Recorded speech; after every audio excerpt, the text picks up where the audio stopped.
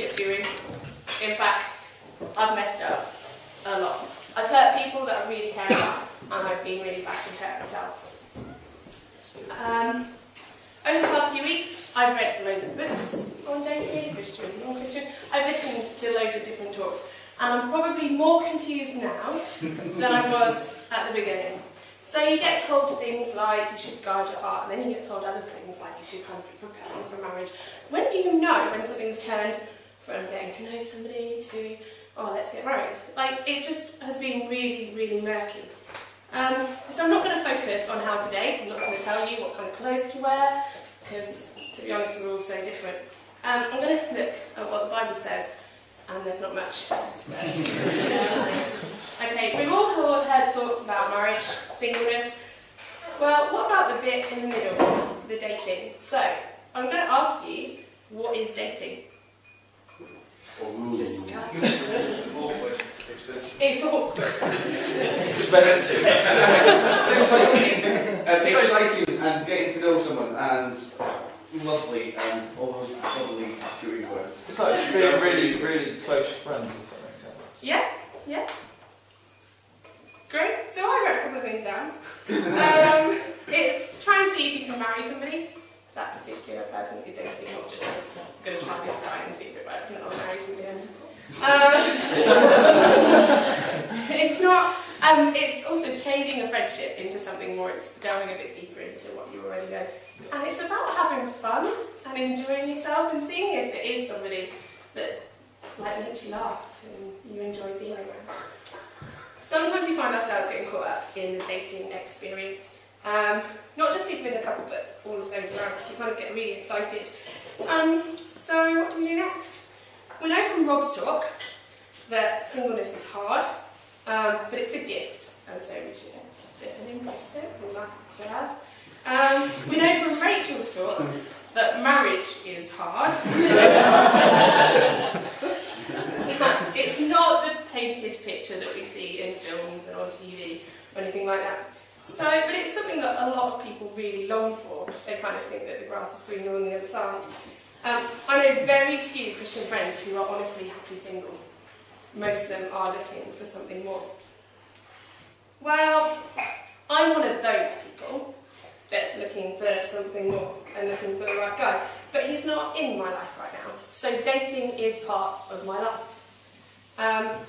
It's the fun times of getting to know somebody, spending time together, but it's also really hard. When I was 17, I got caught up in a relationship with a really nice Christian guy. It was not a really bad story. We were happy, and everything was going really, really well. Then it got a little serious, and we started talking about forever. And I kind of ran. Well, no, not really. There was kind of this expectation, because we'd been together a little while, that kind of we were wanting to pursue our relationship to the next level. But actually, I was 17, you were 18, we were just quite happy dating, to be fair. But that pressure kind of got to both of us, and it meant that the relationship ended. The Bible tells us about how our attitude should be. We should flee from sexual sin. We should first and foremost be thinking about our relationship with God. So at the start of our relationship, our motive should be right. So why do we get into relationships? Positive and negatives. Accident. Awkward. Blind luck. Blind luck. Okay. Sometimes people get into relationships because they're lonely and they're a bit bored.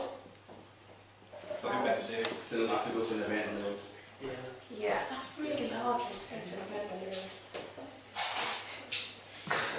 Anyway, I don't know anyone who has gone into a relationship the same way as somebody else. Everybody is really, really different. The same way that we're all created different, all our stories are completely different. Some people seem to just fall into a relationship, like Alex said. Others seem to have to really work at it. You never know what goes through another person's mind. So you may see somebody who just seems to glide like a swan, but underneath their feet they're going crazy. You don't know what's in somebody's head, so actually they're doing the same thoughts as everybody else. Oh, this is all a bit weird, I don't really know what I'm doing. All of a sudden, I've got to check if I'm free that night, or if that's the only night that he's free, well then I don't want to plan to go out for dinner with somebody from work. And, if if I don't do that, then, oh, and it just all starts to become a little bit more of an issue. But it should be fun, and we should be enjoying it.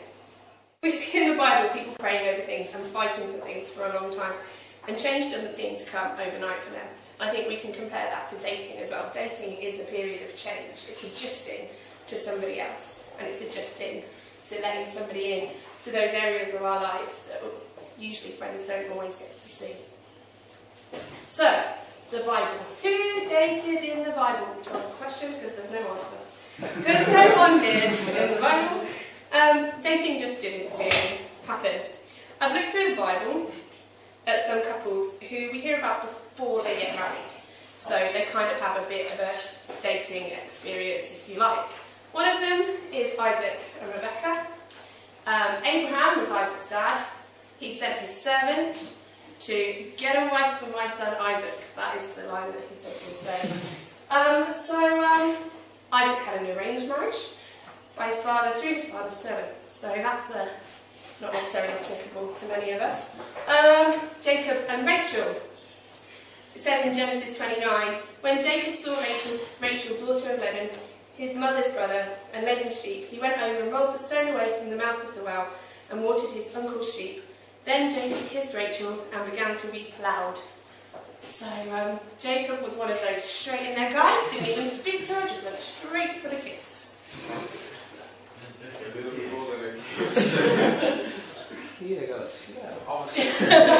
Jacob had to work really, really hard for Rachel though. He had to wait an incredible long time for her. He had to commit 14 years because he said he'd work 7 and then his father-in-law conned him and he got another wife. Oh, it was so hard. And then he had to work another 7 years for Rachel. And he did it because he loved her, and that's a direct quote from the Bible. He loved her, that's why he did it. Another couple, Ruth and Boaz, my favourite Bible couples. Their story is told in a little bit more detail. There was a cultural obligation on Boaz, but there's still a story of love. In Ruth 2, we see that Boaz was kind. In Ruth 3, we see that Ruth put herself out there. She braved a lot to go to the threshing floor. And Boaz actually really protected her, which he didn't have to do. In Ruth 4, we see that Boaz has to go over to the city leaders, and he has to work really hard to marry Ruth. Hosea is another guy from the Old Testament, he's a minor prophet. Very fun story, if you want to read it. He was told by God who he was going to marry, and she wasn't particularly nice. She was a prostitute, if you don't know the story. It's highly entertaining to read. So what can we take from these examples? Hopefully we're not in a situation where a marriage would be arranged for us, and what my mother would prefer. I'll wait back. For both Jacob and Rachel and Ruth and Boaz, we see that both couples had to work really hard. It really wasn't easy for them. An example we can take from Ruth, she put herself out there, but Boaz still respected her and didn't make an example of her as he had his right to do. I found this study incredibly difficult to prepare. Dating's such a big deal and nobody has all the answers. If we were good at dating, we'd be shocking in relationships. If you look at Joey from Friends or Barney from How I Met Your Mother, they get what they want from a relationship, which is normally just one night. But when it comes down to the relationship, they really, really struggle. In Songs of Songs, it says, "This is my lover, this is my friend." The biblical design of relationship is friendship. So maybe we get our motives all wrong. We're looking for marriage, kids, sex, and we forget that this person needs to be your friend. Someone that you really want to get on with, that you can be honest with. The big question about how far you can go, well, as I mentioned already, sorry, it's all about our relationship with God. And therefore, like Pete said on Sunday, if you haven't heard Pete's talk about sexual sin, get it on the computer. It's not about how close we can walk to the cliff edge, it's how safe we can be. That doesn't mean that we're not allowed to kiss, because I wouldn't want to date if that didn't include it. I think it boils down to having fun. That fun, awkward conversation. That conversation that you need to have quite early on about how far is too far for you guys as a couple. It's not going to be easy, it's going to be one of the hardest things to do, like most of the things that we do about being honest. but at least you don't both get onto the same page. It's important to remember that whilst people are dating and adjusting to each other, that we, outsiders of the relationship, need to be there to support, but not to put pressure on. And we can see from the biblical characters that it takes time and it takes hard work. We can't expect somebody who's suddenly started dating to be a really stable couple. It takes quite a long time for that to happen. I'd love to be able to stand here and say, for guys that are single, that, like Hosea, God's going to put a finger up heaven and say, you're going to marry this person. I'd like that. But God doesn't normally do that.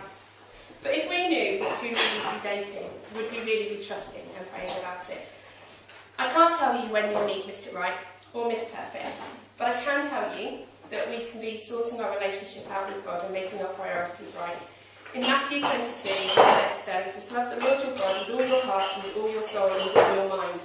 That doesn't leave a lot of space for anything else. So let's start there together and try to allow God's timing, because his timing is perfect. And we don't understand it, but let's do it together by supporting one another.